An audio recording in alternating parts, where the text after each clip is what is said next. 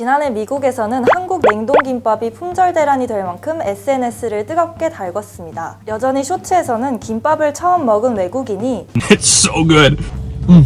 이라고 말하는 영상도 심심치 않게 볼 수 있습니다. 그런데 이 김밥 누가 해주느냐에 따라 맛이 천차만별입니다. 특히 밖에서 사 먹는 김밥과 또 집에서 엄마가 싸주는 김밥이 매우 다르다고 느낄 때가 많은데요. 이렇게 들어가는 재료가 똑같아도 맛은 왜 이렇게 다른 건지 오늘의 디시커버리 김밥에 대한 이야기를 전해드릴 저는 기자 차민주입니다.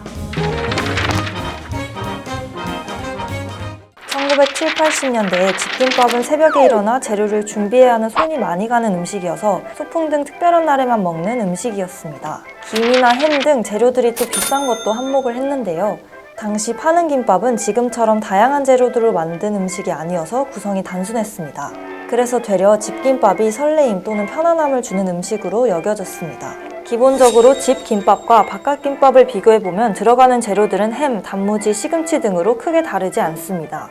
하지만 밥은 어떻게 간하는지 또 시금치는 어떻게 양념하는지 등에 따라서 맛이 크게 달라지죠. 주변 어머니들은 집에서는 비싼 참기름을 아끼지 않고 이렇게 팍팍 넣기 때문에 밖에서 파는 김밥보다 또 고소하다고도 하더라고요. 또 밖에서 파는 김밥은 대체로 MSG를 사용하기 때문에 똑같은 재료를 써서 만들어도 집김밥과 맛이 다르다고 들었습니다.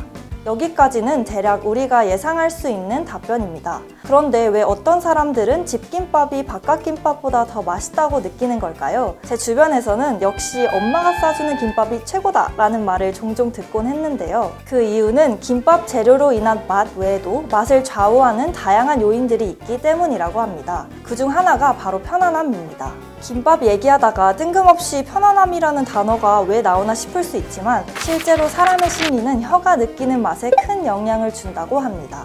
손님들로 가득한 엄청 소란스러운 식당에서 급하게 김밥을 먹는 것보다는 이렇게 발을 뻗고 소파에 누워서 집에서 싸준 김밥을 먹는 것이 더 맛있을 수 있다는 건데요. 집에서 먹는 김밥에 대한 긍정적인 추억들이 많은 경우에도 그럴 수 있습니다. 맛이란 입과 코로만 느끼는 것이 아닌 살아온 추억과 인식 등 다양한 결과들이 반영되어 나타나기 때문이죠.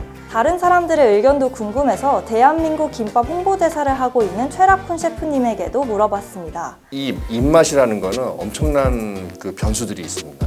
우리 육감 있지 않습니까? 육감. 이 육감이 작동을 하는데 바이오리듬도 있고 그다음 외부적인 물리적인 변수도 많지 않습니까? 이 사람은 이제 이 변수의 동물이기 때문에 상황마다 판단이 분명히 달라질 수 있는 여지가 분명히 있습니다. 똑같은 김밥을 갖고 왔을 때 일반적으로 집이 좀 편하게 먹을 수 있다고 생각해요. 훨씬 더 맛있게 느낄 수 있는 거고. 왜냐하면 이런 여유가 있잖아요. 저희 집에도 이제 엄마가 애기한테 김밥을 많이 만들어줍니다.